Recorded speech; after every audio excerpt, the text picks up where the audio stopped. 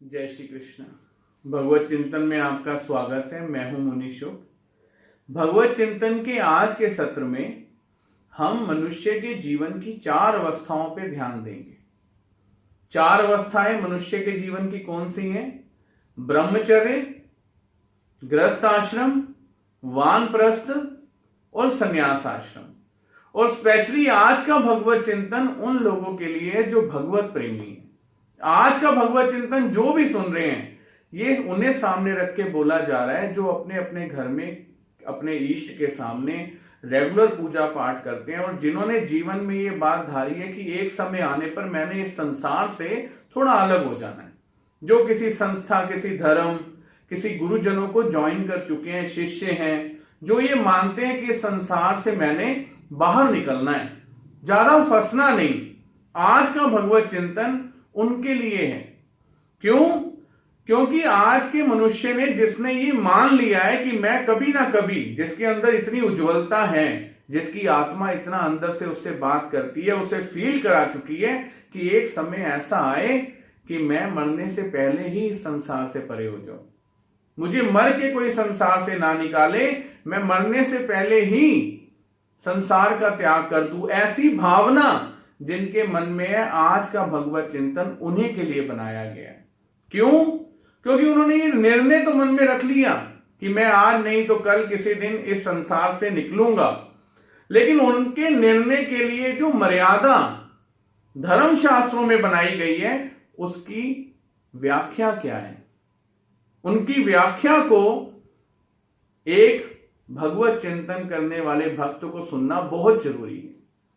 हमें ब्रह्मचर्य प्राप्त हुआ, हम छोटी अवस्था में विद्या अध्ययन को प्राप्त करने गए। लोग कहते हैं, भगवत गीता कहती है कर्म योगी बनो, जरूरी थोड़ी है संन्यास योगी बनना है। बिल्कुल ठीक कहती है, लेकिन आज के भगवत चिंतन में मैं उन भक्तों को जो ये इच्छा रखते हैं कि हम कभी ना कभी संसार छोड़ेंगे, मरने से बाद नहीं, मरने से पहले छोड़ेंगे, उन्हें ये बताना चाहता हूं कि कर्म योग ब्रह्मचर्य में कहां लगता है।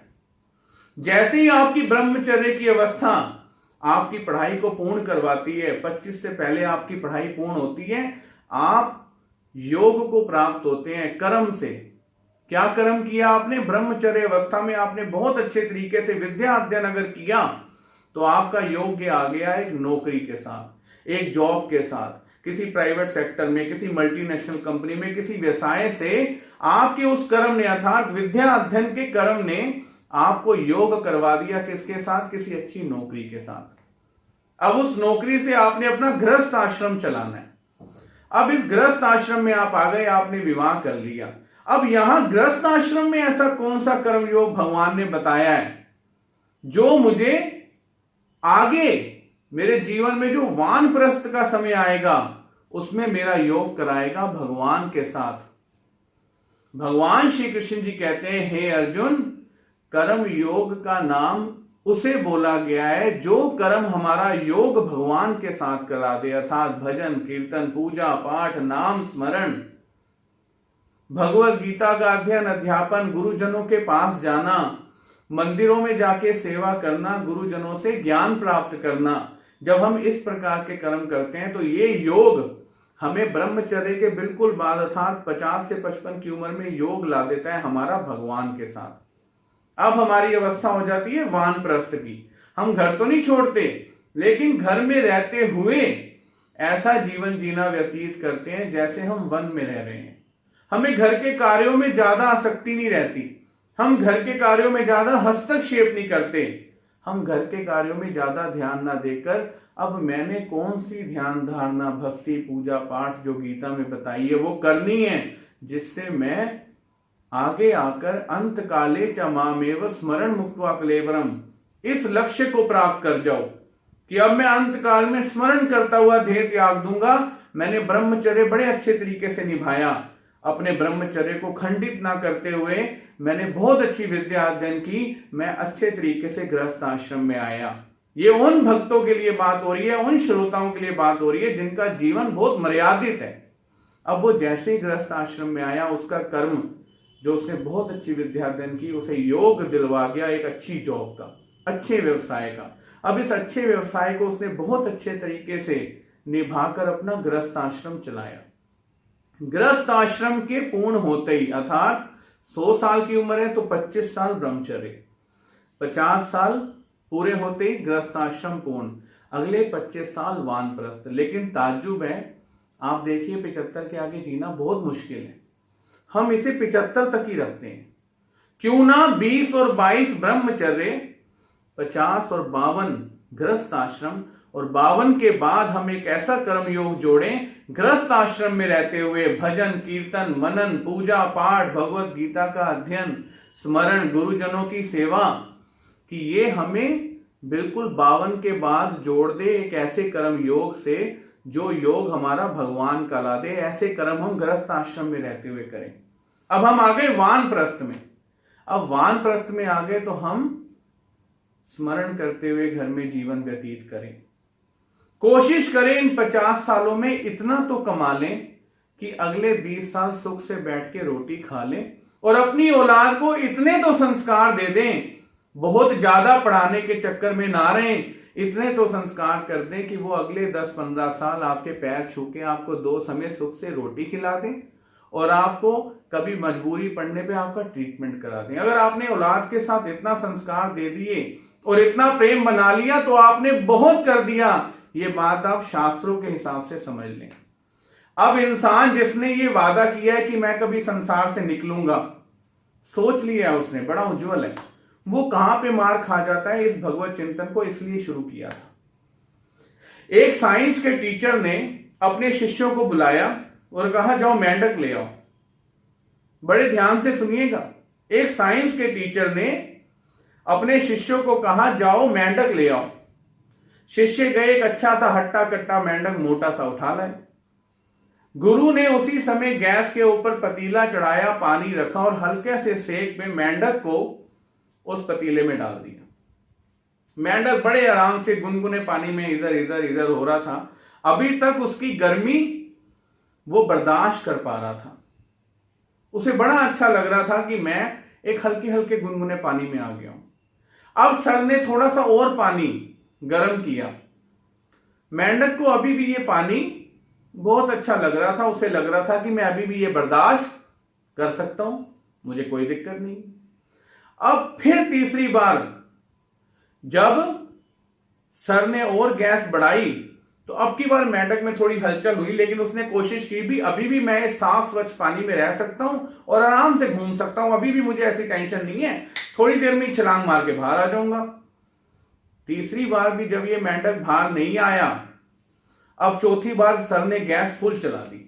जैसे ही गैस फुल चली और पानी उबला, मेंढक बड़ा झटपटाया कि किसी तरीके से बाहर कूद जाओ, बहुत झटपटाया। लेकिन उसने कितनी भी जान लगाई, वो अपनी पूरी छलांग से भी उस पतीले से बाहर नहीं आ सका। थोड़ी देर बाद मेंढक की इतिश्री हो गई, अर्थात वो खत्म हो गया। सर ने गैस बंद करके अपने शिष्यों को पूछा, भाई बताओ गलती किसकी? आज के भगवत चिंतन का पहला आपने पढ़ा होगा टैग, थंबनेल था, गलती किसकी, बताओ गलती किसकी। हम इसी गुरु से जो उसने अपने शिष्यों को सिखाया अपने जीवन में आज देखेंगे कि बताओ गलती किसकी। किसी शिष्य ने कहा सर पानी ज्यादा गर्म हो गया था, किसी शिष्य ने कहा सर आपने गैस बड़ी तेज कर दी थी, किसी शिष्य ने कहा सर नहीं वो ना अंदर ही अंदर जल भुन गया इसलिए वो कूद नहीं पाया। सबके अपने अपने मत थे। गुरु ने कहा नहीं, जब मैंने पहली बार गैस बढ़ाई तो उसे बड़ा सुख लगा, हल्का हल्का पानी गर्म था, उसने उसका आनंद लिया। दूसरी बार जब मैंने और गैस बढ़ाई तो अब उसने अपनी और क्षमता को बढ़ाया, उसने अपने की अंदर की एनर्जी को चेक किया मेंढक ने कि मैं इसे भी बर्दाश्त कर सकता हूं। जब मैंने और गैस बढ़ाई तो वो और ओवर कॉन्फिडेंस में आ गया कि हाँ अभी भी मैं इसको बर्दाश्त कर सकता हूं। ना चाहते हुए भी गर्म पानी के सेक को बर्दाश्त करता रहा, इस बात को अपने मन में धार के कि मैं तो कभी भी छलांग लगाऊंगा, बाहर आ जाऊंगा। लेकिन जैसे ही मैंने वो चौथे नंबर पे की, वो अपनी अंदर की पूरी एनर्जी को खो चुका था उसी गर्म पानी में, और अब उसके पास वो एनर्जी बची नहीं थी कि वो एकदम छलांग लगाए और उस पतीले के बाहर आ जाए। उसके अति विश्वास ने और उस पानी की गर्माहट को ज्यादा अनुभव करने की इच्छा ने उसे वहीं मरने पर मजबूर कर दिया। आज आप याद रखना, आप सारे श्रोता जो भगवत चिंतन सुन रहे हैं ना, मैं इससे अच्छा उदाहरण आपके लिए नहीं ला सकता था। जब पहली बार हम संसार में आए ना, इस संसार ने हल्की सी गर्मी दी। पहली बार गैस को लंबा थोड़ा सा बढ़ाया, हमने इस संसार का बड़ा सुख लिया, माता पिता से, सबसे गर्मी हमें अनुभव हुई अच्छी। अब दूसरी बार इस संसार ने हमें गृहस्थ आश्रम की अवस्था में थोड़ा सा बढ़ाया गैस को। हमने अपनी ताकतों को बाहर लाया, हमने बड़े श्रम से काम किया। हमने सोचा कोई बात नहीं, गर्मी लग रही है, मैं बर्दाश्त कर सकता हूं, जवान है भाई, खड़ा हो, मैं बर्दाश्त कर सकता हूं ये सारी चीजें। अब तीसरी बार फिर वानप्रस्थ की अवस्था में संसार ने ये गैस की नोक बढ़ाई। अब हमें ममता हो चुकी थी इसी संसार में रहने की। हमने कहा चलो छोड़ते हैं, थोड़े दिन में बच्चे बड़े हो जाएं, पोते बड़े हो जाएं, करते हैं मेहनत, छोड़ते हैं। छोड़ना तो है ही, क्योंकि हमने बहुत पहले विचार डाल लिया था, कोई संस्कार थे। लेकिन इस ममता के चक्कर में कब ये समय भी निकला हमें पता नहीं चला। अब चौथी बार जब जीवन ने गैस बढ़ाई ना संन्यास आश्रम की अवस्था में, तो हम ब्रह्मचर्य के बाद इतने, गृहस्थ आश्रम के बाद इतने मलिन हो चुके थे कि हमने भान ही नहीं किया कि मैं अपनी एक अवस्था था वानप्रस्थ के बाद भी इस घर में बैठा हूं और पूरी तरीके से विचर रहा हूं, रोज कलेश कर रहा हूं, ये घर में क्या बना रखा है, ये क्या कर रखा है, इतनी मेहनत से किया, अपनी मर्यादा से ज्यादा इस संसार में हस्तक्षेप कर रहा हूं, जबकि मेरी उम्र निकल गई। संसार में 60 साल की उम्र हो जाए आप नौकरी नहीं कर सकते। लेकिन मैंने अपनी अवस्था को पहचाना नहीं कि अब मेरी गृहस्थ आश्रम की अवस्था खत्म हो गई है, वानप्रस्थ की आ गई, अब मेरे को धीरे धीरे भगवान की ओर ढलना चाहिए। ये भगवत चिंतन उनके लिए जो भगवान को मान के रोज गीता जी को पढ़ते हैं और ये मानते हैं कि इस संसार से एक दिन जाना है। उन्हें उनकी अवस्था का ज्ञान हो जाए कि कब वो जलते हुए पतीले में से छलांग मार के अपने आप को बचा लेना है, क्योंकि ये संसार के नीचे 24 घंटे गैस जल रही है। और कैसे ही आपने छलांग मारी इस संसार से, आप इस संसार से पार, अर्थात अपने आप को सरेंडर कर दिया आपने कि बस अब इस संसार के कामों को मैं बंद करता हूं। कोई ऐसा समय है तो ये सर वो साइंस का सिखा रहा है कि जब तीसरी बार गैस बढ़ाई तो बहुत अच्छा मौका था कि ये बाहर छलांग मार जाता, लेकिन अति मलिनता के कारण कि बस आदत हो गई इस पतीले में रहने की, वो छलांग नहीं मार पाया। चौथी बार पानी ऐसा उबला कि वहीं उसने प्राण त्याग दिए। आप आज ये बात याद रखिएगा कि आपको, मुझे, पूरे संसार में जितने भी लोग हैं उन्हें भगवान ने भजन कीर्तन करने के लिए संसार में लाया, उनका कल्याण करने के लिए लाया। वो लोग जानते हैं जो भगवान को मानते हैं, जो भगवत चिंतन करते हैं। वो धारते भी हैं कि हम इस संसार से निकल जाएंगे, बस गुरुजी थोड़े समय बाद निकल जाएंगे। लेकिन इस थोड़े समय की मर्यादा आज आपको जानने के लिए मैंने ये भगवत चिंतन बनाया कि आपको पता चल जाए कि अगर आप 50 साल तक गैस का सेक पतीले में सेक चुके हैं ना, तो अब आपकी ताकत इस कदर घटती जा रही है कि अगर आप आगे थोड़ी कोशिश करेंगे तो शायद निकल जाएंगे। लेकिन थोड़े समय बाद 65, 66, 67 होते ही जब चौथी बार गैस बढ़ेगी ना, तो आप बाहर नहीं कूद पाएंगे, उसके अंदर ही मर जाएंगे। इसलिए कोशिश कीजिए कि 52, 53, 54 साल की उम्र में एक ऐसे कर्म योग से जुड़िए। कर्म योग का अर्थ ये नहीं था कि बहुत कर्म करने हैं, कर्म करो, कर्मों से ही मुक्ति है। भगवान ने कहा ऐसे कर्म करो जो आपका योग करा दें, अर्थात आपसे रिश्ता जुड़वा दें उस परमात्मा का। इसे बोला था कर्म योग। आपने बहुत अच्छी पढ़ाई करी, आपको बहुत अच्छी जॉब मिली, ये हुआ आपके कर्मों का योग। अब आपने बहुत अच्छा भजन कीर्तन किया, थोड़े समय बाद आपकी ममता संसार से हटी, 55 साल में आपने अपने आप को सरेंडर कर दिया कि अब मैं संसार में ज्यादा मन नहीं लगाऊंगा। ये हुआ भक्ति का कर्म योग। आपने सही समय पर संसार से त्याग करने का डिसीजन ले लिया कि बस घर छोड़ दिया, नहीं कहीं चले गए, नहीं, लेकिन बस अब ज्यादा इसमें मागर मारी नहीं करूंगा, मगज नहीं लगाऊंगा, मैं अपने भगवान को भजूंगा। किस लिए भजूंगा भगवान को?